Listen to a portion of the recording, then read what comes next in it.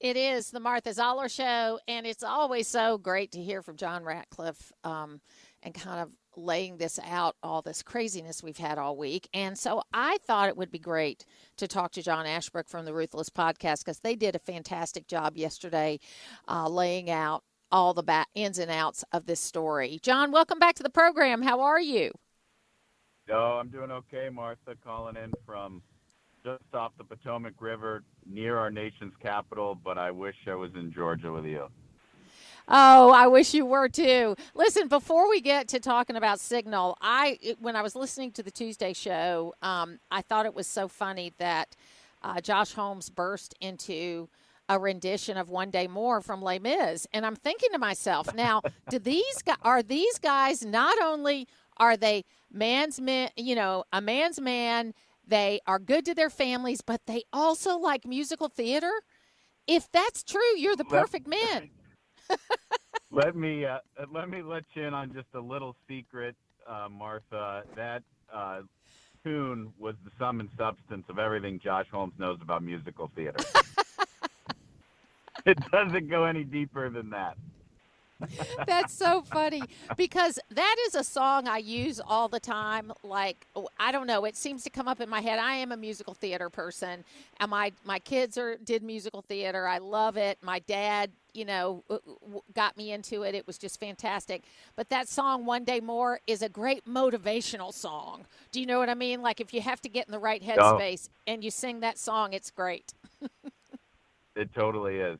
It totally is. And I mean, especially with so much stuff going on in DC right now, you really have to find motivation wherever you can get it. And So, there's so much going on. So So it's funny wonderful.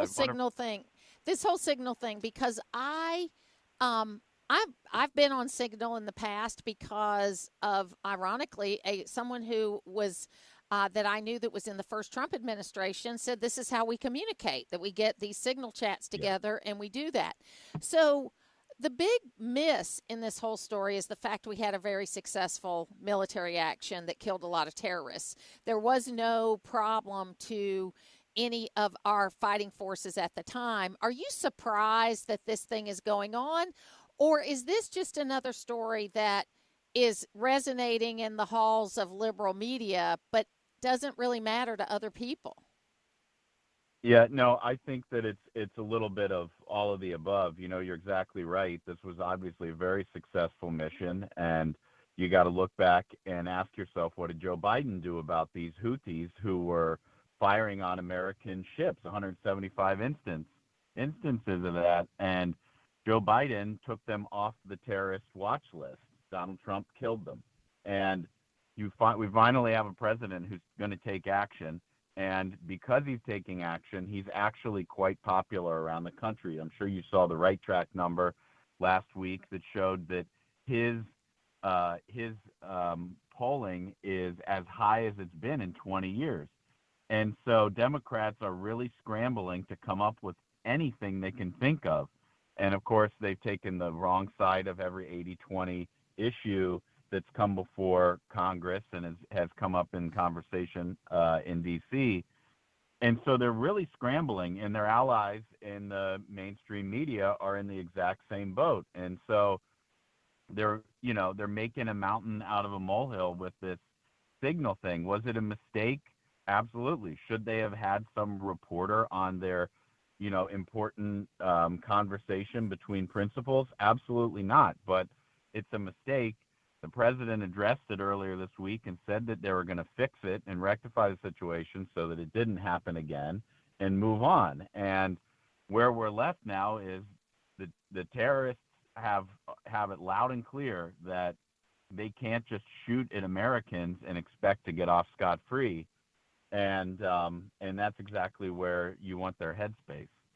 Well, and Goldberg, the journalist from The Atlantic, missed a huge opportunity to be able to negotiate some closeness to the Trump administration. I know he doesn't like Trump, but he is the president and he's very popular.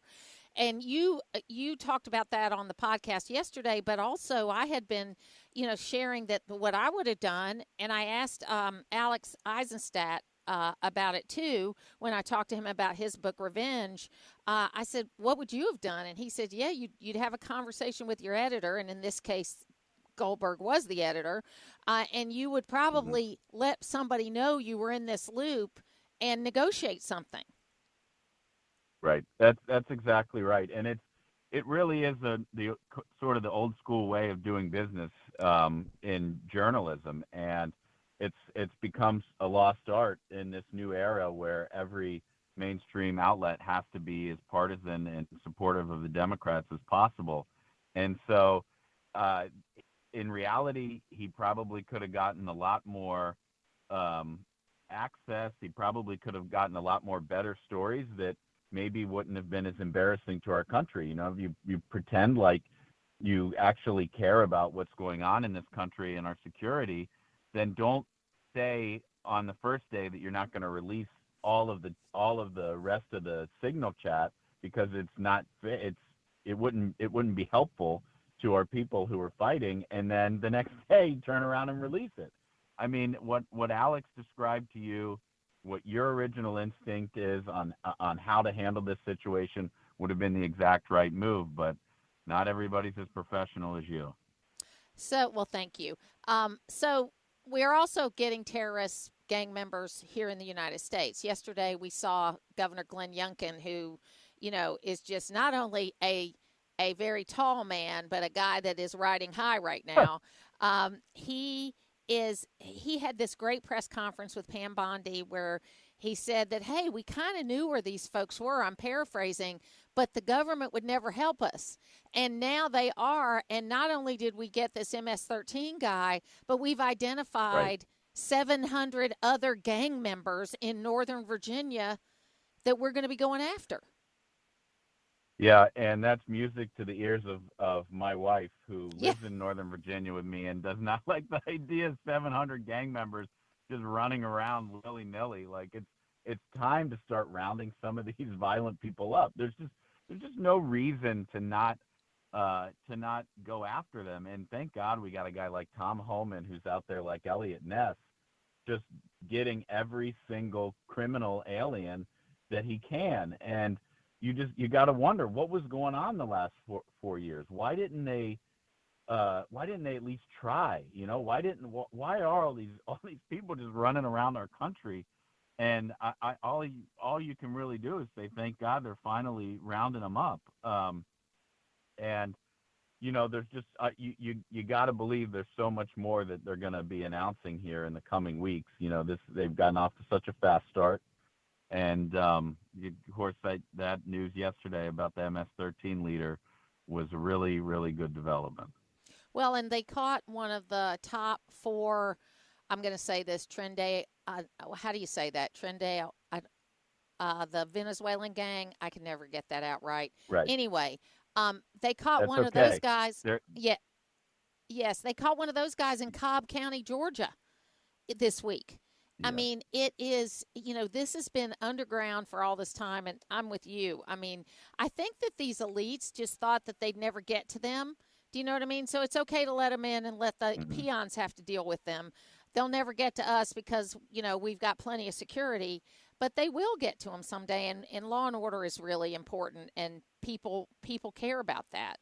Um, Finally, John, I want to talk to you about the Elon Musk interview with the Doge guys. I thought it Yeah. was very interesting that, first of all, it wasn't a bunch of 19-year-olds. These were Right. accomplished CEOs of companies all across this country that, at great expense to themselves, are heading up these initiatives all throughout the government. And Brett Baer just did a fantastic job of interviewing and doing an in-depth interview of what Doge is doing. Yeah, and I think that was so important for people to see that here you have very intelligent, very, very, very accomplished people who are just taking a common sense approach to government, something you just don't get when it comes to the federal government. The questions that they're asking, the assumptions that they're going back over and re-examining, it's all the things that regular people, if they were given an opportunity to make changes in government, these are some of the changes that they would make. Some of the spending is just outrageous, millions here, billions there. Of course, we talked, maybe the last time I was on, we talked about the $2 billion that went to Stacey Abrams to change out people's gas stoves for some group that she just stood up, fly by night. And I think the people are tired of it, and seeing who is behind the curtain along with Elon Musk really gives you a lot of confidence that you've got a group of people with a good head on their shoulders that are doing right by us in a way that it hasn't happened in a very long time. Well, and I tell you, congrats to everything that the Ruthless Podcast is doing. You guys are showing up everywhere. I'm so thankful that you'll still come on and do the Martha Zoller show because we love the insight that we get from you because, you look at things fairly and openly while admitting your bias. I mean, we think our ideas are better, but we're still going to look at things fairly.